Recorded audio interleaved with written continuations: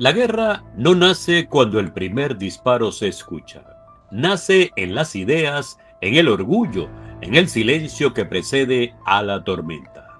Hoy viajamos a través del tiempo para responder una sola pregunta. ¿Dónde nace la guerra? ¿Y por qué siglo tras siglo la humanidad parece no aprender? La guerra es tan antigua como la humanidad misma. En el conflicto armado más antiguo registrado se remonta al año 13.000 a.C., en lo que hoy es Sudán.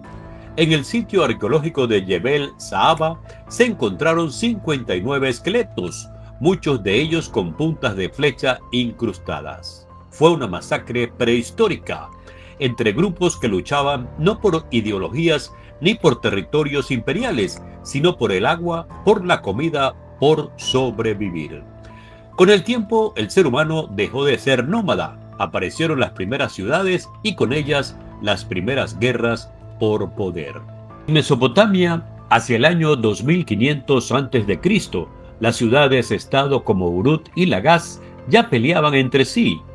La estela de los buitres, un monumento de piedra tallado hacia el año 2450 a.C., muestra a un rey sumerio liderando un ejército en formación.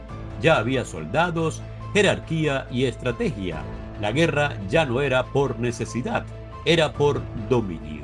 A lo largo de la historia, grandes imperios crecieron sobre los huesos de sus enemigos. Alejandro Magno, en el año 334 a.C., invadió Asia Menor con solo 40.000 soldados. Su objetivo era claro: conquistar el mundo conocido, y lo logró a costa de miles de pueblos arrasados.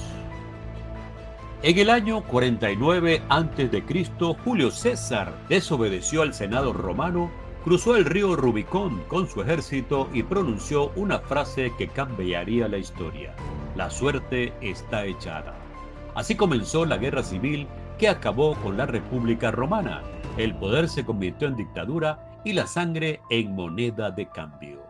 Años más tarde, en 1804, un militar llamado Napoleón Bonaparte se coronó a sí mismo como emperador.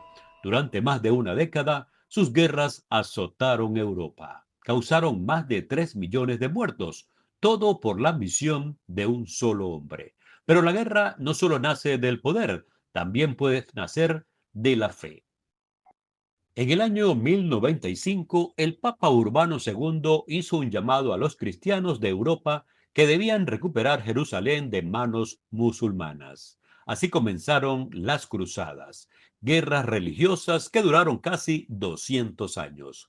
Miles murieron en nombre de Dios, judíos, musulmanes e incluso cristianos ortodoxos. En el siglo XVI, tras la Reforma Protestante, estalló la Guerra de los 30 Años en Alemania, un conflicto sangriento entre católicos y protestantes. Duró de 1618 a 1648 y dejó más de 8 millones de muertos, por una disputa sobre cómo adorar al mismo Dios. En el siglo XX, la guerra alcanzó una escala global. En 1914, el asesinato del archiduque Francisco Fernando de Austria fue solo la chispa. La verdadera pólvora ya estaba lista: alianzas, orgullo nacionalista, militarismo. Asimismo, estalló la Primera Guerra Mundial. 20 millones de muertos, millones más de mutilados, traumatizados y olvidados.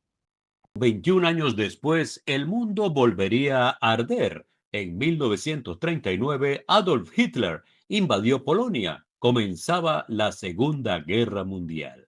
70 millones de muertos, Holocausto, Hiroshima, Nagasaki. La humanidad tocó fondo y aún así siguió cavando. Guerras más recientes han cambiado las causas, pero no las consecuencias. Vietnam, 3 millones de muertos. Irak, 2003, una invasión basada en mentiras sobre armas de destrucción masiva. Siria, desde el 2011, cientos de miles de vidas apagadas. Ucrania, 2022, la guerra volvió a Europa y con ella el temor de un nuevo conflicto. Entonces, ¿dónde nace la guerra? no en las armas, no en las bombas ni en los discursos. La guerra nace en la mente, en la idea de que el otro es una amenaza, en la creencia de que la violencia es la única solución. Nace en la intolerancia, en el ego disfrazado de patriotismo, en el miedo que se convierte en odio. Pero así nace la guerra. Entonces, también ahí puede morir, en nuestra forma de pensar, en la capacidad de dialogar, en la voluntad de ver al otro no como enemigo, sino como un ser humano.